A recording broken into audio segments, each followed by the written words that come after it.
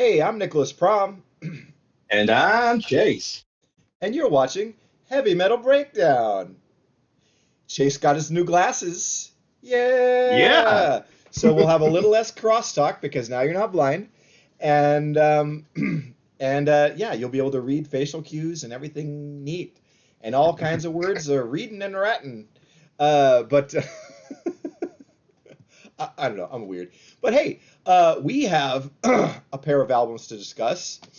And why don't we discuss them? Chase, what do we have up first? Okay, up first we have Armored Saint's new one, Emotion Factory Reset. Released May 22nd on Metal Blade Records. This is Armored Saint's ninth full-length studio release. And yay, despite the crappy, shitty fucking AI cover art, it isn't overproduced slop. Is that AI? I wasn't sure. Is it? Yeah, God, this, unfortunately, yeah, this is a boomers who play metal problem, yeah. unfortunately. And that's a disappointing. I do like the image. I think we could have done that with a real artist. We could have done that with just a regular computer generated graphic. Um, that bums me out. Yeah. Okay, so my love for Armored Saint runs pretty deep. I think you know that. Uh, People on the show who follow the show may have some awareness of that. And not only that, but it's like it goes. But my love for them goes back to like I was into John Bush fronted Anthrax before I even heard Armored Saint. I had Sound of White Noise, loved that. Spoilers: we will be reviewing the first two John Bush Anthrax records sometime this summer. Yes. I think that's a proper response. Yeah. But uh, when I was 15, I got Raising Fear and Delirious Nomad on vinyl and played the hell out of those. And so I just love John Bush. I mean, he's one of my. I love this band, and it's always a treat whenever it's a new Armored Saint record. Uh, this is first album in 6 years, and they've been put one about every 5 or 6 years for the last several records. But prior to that, it's like okay, first four albums, and then 9 years between Silver Symbol of Salvation and Revelation, and then another 10 between that and La Raza. But now we're on a fairly regular schedule, but it's still, like it's not every day you get a new Armored Saint album, and it's always like great and a treat. Um, and I really enjoyed this a lot. More stuff about my love of Armored Saint. I did see John Bush front Anthrax in the year 2000, and then I think last year we saw Armored Yeah. Saint. Me finally getting to see Armored Saint. I was over the moon. We got there. I'm like, see you later, guys. Zoo, like I was just like up front and rocking and just loving the shit out of seeing John Bush, like one of the greatest frontmen ever. And he's one of my favorite metal singers. Like he is literally up there with like Halford and Dio and King Diamond for me. Like I love him. Oh, Um, easily, yeah. easily. And yeah. So I it's hard for not to gush about anything John Bush sings on, especially an Armored Saint record, which is like this is the home band, the band of brothers. Okay. Um, I like this record quite a bit. We got a couple of before the album came out, a couple of videos for Close to the Bone and Hit a Moonshot, and these are both great Yeah. tracks. Um, and I want to hand it off to you for a minute though, because I've been talking. Oh boy, have I been talking. Oh yeah, sure. I'll second the John Bush stuff. It's good to know that he just doesn't lose a step ever. I know that we just saw him live, and I listened to Category 7 a little while ago, and yeah, no, he's still top tier god level vocalist, and I will cry the day that's no longer a thing. Yeah, Uh, yeah. And yeah, the two singles that came out, well, for me, probably not unfortunately, but for me, the singles are definitely the strong offering from this album. Everything is good. Buckeye kind of annoys me. It's long, it's slow, it breaks up the the flow of the album. But other yeah. than that, oh, this is a good one. This is a nice, solid Armored Saint offering. Yeah, it's very solid. I think there's a lot to enjoy here. I listened to this a bunch, and yeah, Buckeye, it's a ballad, and it's like really poignant and emotional. It's like it's like the heavy metal ballad version of Father and Son by Cat Yeah, Stevens. Okay, it's very Yes. much that kind of stuff. And so like I'm not a dad, I can't relate to that stuff. I can appreciate the sentiment, but like upon multiple listens, I was like, ugh, I started skipping it. Um, but I really, had a dad and I skipped it. yeah, yeah. But I don't think it's a bad song. It's just not really. Yeah, like you said, it kind of breaks up the flow of the record. But I really like Every Man, Any Man, Not on Your Life. Those are great songs. Compromise was cool. It's a Buzzkill was kind of one of my weaker songs on there for me. I'm like, what are okay. Um, Bottom Feeder was kind of like that too, but it's also, but these are memorable. Even these like songs, I'm like, like I I'm the songwriting is strong, even if maybe that those didn't work for me because like that they didn't like pass through my ears. Like I don't even remember those, Um, Yeah. uh, Throwing Caution to the Wind was cool, and I really like Epilogue. I think that was another really strong song. The album closer, Epilogue, really Yeah. good too. So yeah, overall, I think this is a very solid release, and if you're gonna spend money on this, I'm gonna say it won't be a waste. I love Armored Saint, man. Not about this album, but quick shout out to my good pal Steven Weber, who got me such an incredibly thoughtful gift. He got me a set list, an Armored Saint set list signed by the whole band. And wow, That's so cool. that is really cool. So thank you, Stephen. That was just one of my best pals, and just a very, again, very thoughtful gift. But yeah, dude, I like this. I don't know if it's gonna make top 10 for the year, but Yeah. it's we'll see. I think I don't know. Peek behind the curtain. I think we'll take the last couple of weeks of the year off to kind of revisit stuff we reviewed throughout the year, and really get those picks in. But yes. Any more thoughts on this album though, Chase?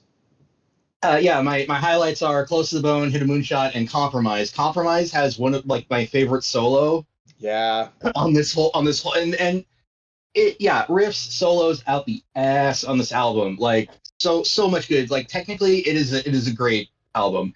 And there isn't a shit like not a shit. There isn't a bad in any capacity chorus on this whole album too. All the No. choruses are catchy. Yeah. Yeah.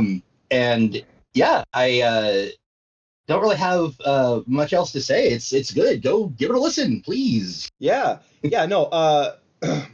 Armored Saint are such underdogs, and I am referencing an Armored Saint song. Uh, like in the world of metal, I mean, they are so great, and yet often get such short shrift. I mean, part of it is kind of like, for a long time they were kind of out of the picture or kind of sidelined because John Bush was in Anthrax. Um, but they are such an incredible force to be reckoned with, and uh, they are the genuine article, and they are great songwriters, and not a bad album in their canon. I will say that some of their stuff is better than others, but I can never be like, oof, there's no clunker, Yeah. in the Saint canon, and they just deliver to me. So, um,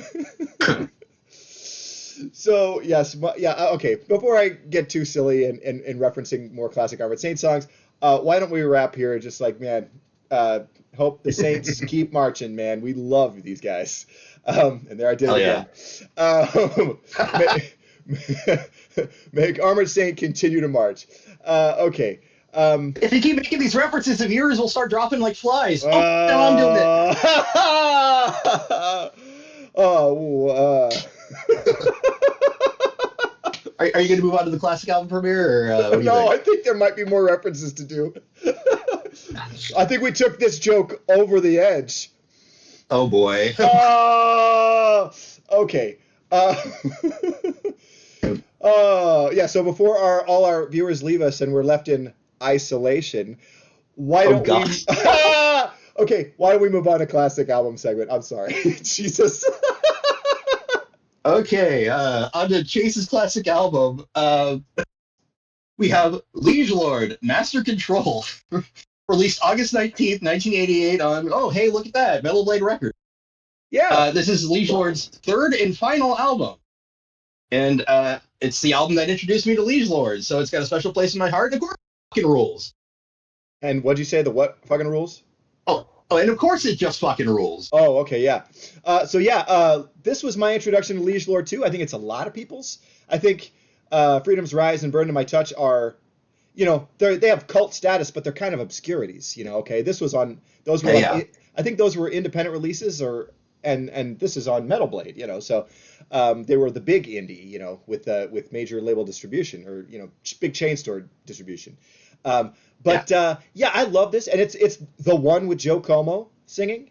Amazing vocals from Joe on this, and this is just a masterpiece of technical speed metal, or U.S. power metal, however you want to frame it. It's great. I mean, and there's plenty of clean thrash riffs too, if you want to call it that. So it's kind of this is sort of like an album for all metalheads.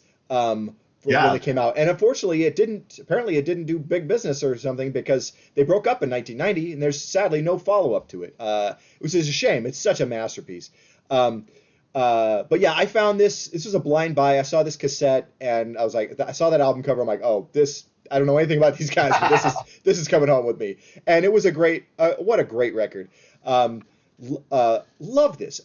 Joe Como also famously went on to play guitar with Overkill for 4 albums in the 90s, and then in the early 2000s sang on, I think that's right, sang on a pair of Annihilator albums and a double live album. I finally went back and listened to those records because at last all of Annihilator's catalog is on streaming.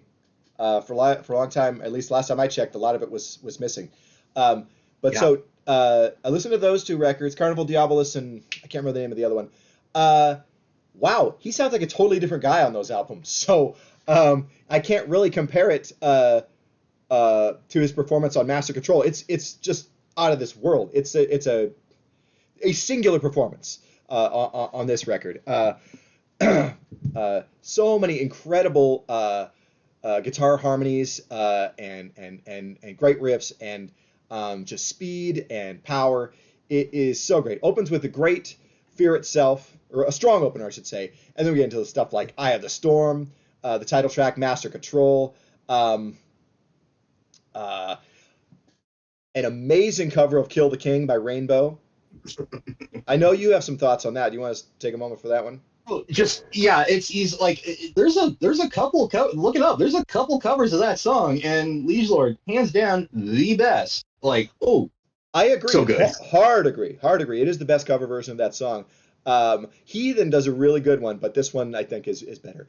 It's superior for sure. Yes. Let's see. Also really like Feel the Blade, Broken Wasteland, Rapture, Fallout, the album closer. This is just an amazing record. And should be noted, Liege Lord, fronted by Joe Como, will be performing this summer at the Soldiers of Steel Festival at the Substation in Seattle, Washington. That'll be August 13th through the 16th.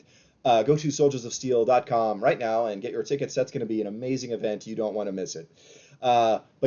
Chase, please pick up the ball and tell me all the feels about Master Control. Okay, so starting off with highlights, Master Control, Suspicion, and the cover of Kill the King. Like, I don't like to include covers in my highlights. I'll usually put it off to the side as like a 4th or something like that. But no, fuck it. It is a gem. It really is. It really is. I don't think covers are necessary, and I think a lot of people will just include them to try and, get that radio like pad play. out the runtime or something. Pad out the runtime, or sometimes they're just like it's a commercial choice. They're like, oh, let's throw somebody a bone. Like, oh, a familiar song. Maybe this will get us on a radio somewhere. But this doesn't feel like that, and it fits so seamlessly into the rest of the record. It's perfect. It's not like I'm 18 on Anthrax's first album. Just like where it's like, man, this stinks. Yeah. Or there's other ones. Like Lowrider, covered by Exodus. Just like lame shit like that. But no, this isn't anything like that. They chose, one of the pioneers of heavy metal and a band that fits so stylistically it's a perfect stylistic fit for them to cover. That's why it's Yeah. so great. Um, Yeah. but yeah, And you can tell that Joe is just having a blast, like doing the little Dio-isms, yeah, the little, to do justice to Ronnie James Dio is pretty tough. You know, yeah, David Godfrey in Heathen did a good job as well. But it's a tall order. So yes, it will yes, always invite comparisons. But like, no, this is a great cover, great version. But yeah, yeah, I love this record. It's so yeah, good and it's so good sounding.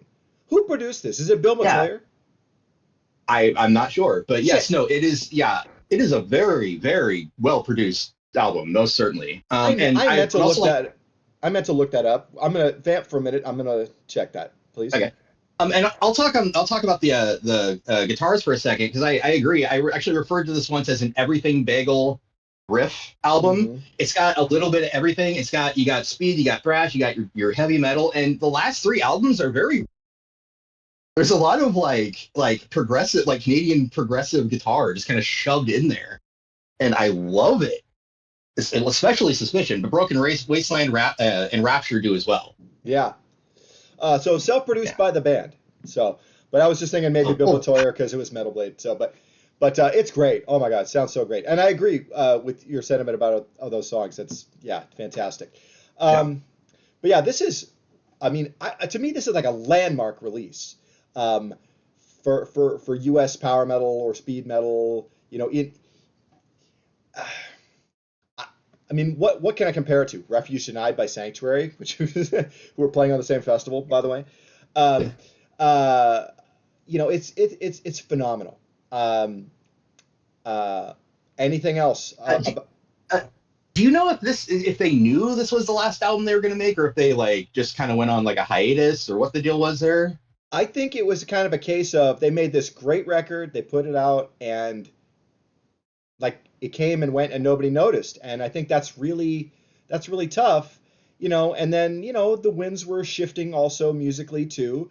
And I think without MTV, without radio, great albums like this, or without a great big push, also, Yeah, when Metal Blade started in the early '80s, it was like, okay, you'd have a release every few months, and you get a handful of releases a year, and you're getting a really big push. But as Metal Blade grew, you have just a bunch of stuff coming out every month, and it's just kind of like one of the other releases. And I think uh, this album, unfortunately, just got lost in the shuffle, or in the morass of other things. It's just so much other things competing for people's dollar. Maybe somebody saw the ad in a magazine, but who picked it up? And it's yeah, really a shame. yeah, This is a great record. Um, Definitely has gained a cult following over the years. And Liege Lord, I think, has always been a cult band. I think they'll always will be. But um, it is a shame that they didn't like take over the world with this record because it's so good. yeah. And and uh, and also, like, man, I would have loved to hear like 1990, 92, like a follow up to this, another one with Joe, because it's so good. Um, but we'll never know. Uh, but Oh, um, but folks who go to the Soldiers of Steel festival this summer will get to see Liege Lord in the flesh, rocking out. You'll hear about all this good stuff, the Master Control, the Broken Wasteland, all that. You'll feel the blade. Okay, I have referenced several of the songs.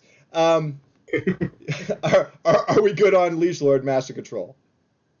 Master Control, the song has the my favorite chorus of the whole. It's got the gang vocals in there, and it's like the master talking to his creations. It Yeah. feels like Master Mold talking to the Sentinels Oh, okay. to me.